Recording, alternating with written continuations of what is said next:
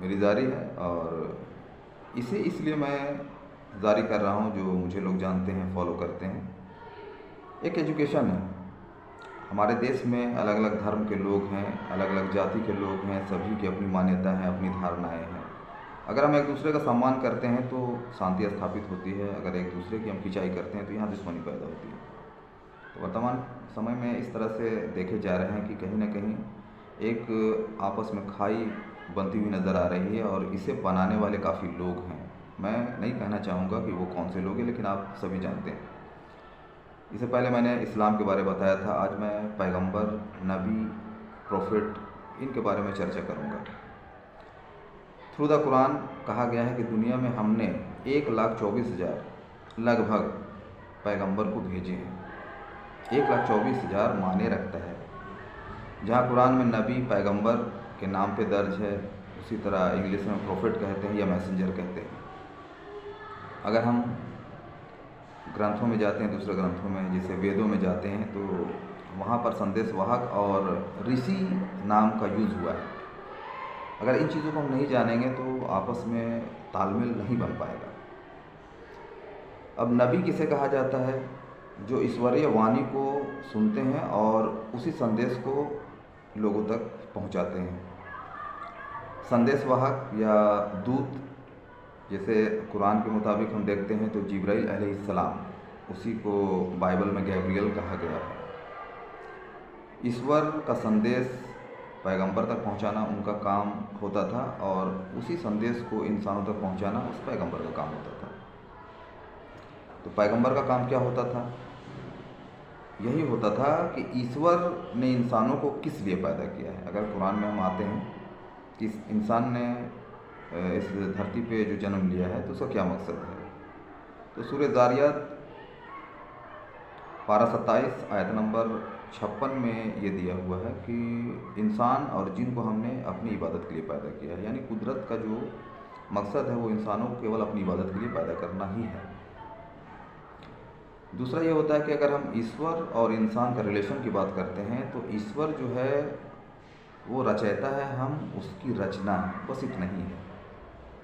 तो इसका संदेश आम लोगों तक पहुंचाना ये नबियों का काम होता था, पैगंबर का काम होता था।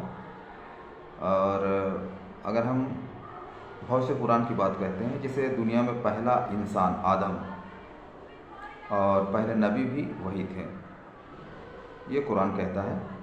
लेकिन अगर इसे हम भविष्य पुराण में देखते हैं तो उसमें भी एक श्लोक है, जो लोग पढ़ते हैं वो लोग उसे चेक कर सकते हैं। आदमो नामा पुरुषा पत्नी हव्यवती। तो एक लाइन जो है ये इंडिकेट कर रहा है कि आदम नाम का कोई इंसान था और जिनसे शुरुआत हुई है। मुसलमान भी मानता है पूरी दुनिया में और अदर रिलीजन के लोग भी मानते हैं।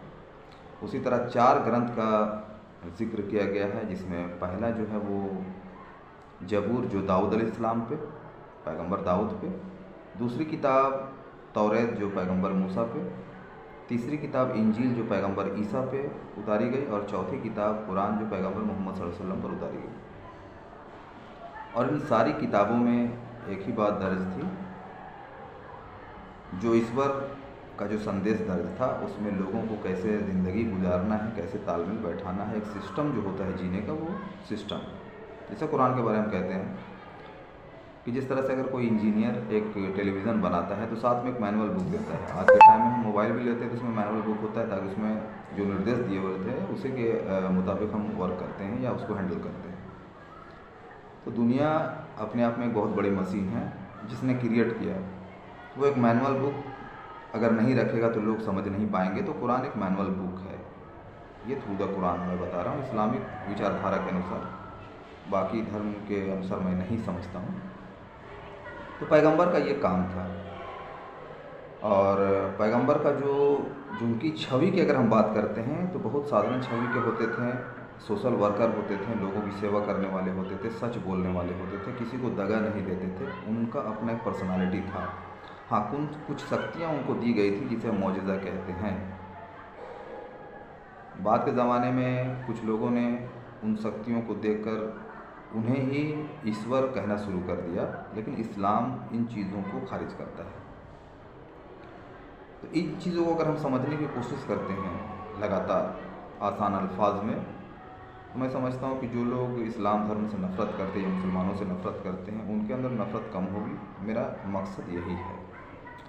तो नेक्स्ट फिर जो अगली रिकॉर्डिंग मेरी होगी, जो अगला संदेश होगा, उसमें मैं आगे बताने की कोशिश करूँगा। तब तक के लिए जय हिंद।